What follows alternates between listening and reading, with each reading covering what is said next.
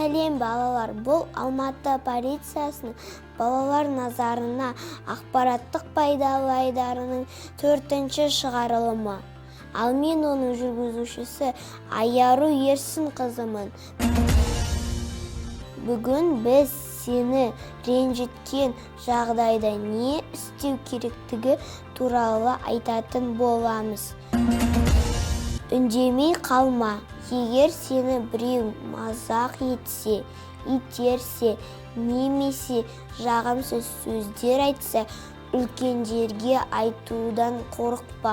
Ата-анаңа, мұғаліміңе, мектеп психологына, немесе полиция қызметкеріне дөрекілікпен жауап берме.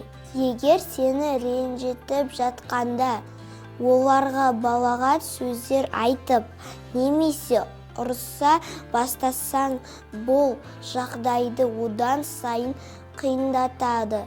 Жанжалға түспей кетіп қалған дұрыс. Бұның саған жағымсыз екенін түсіндір. Сенімді түрде айт, бұлай етпе, немесе маған бұл ұнамайды. Кейде сені ренжітушінің сені жалғыз қалдыруы үшін осы да жеткілікті.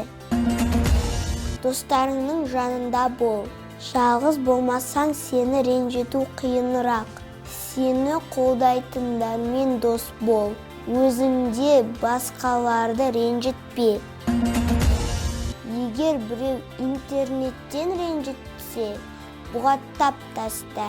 Әлеуметтік желіде біреу жаман хабарламалар жазса, немесе қорқытса, жауап берме. Скриншот жасап, оны ересектерге көрсет. Есіңде болсын, сен жалғыз емессің. Әрқашан көмектесуге дайын адамдарың бар. Келесі шығарылымда кездескенше.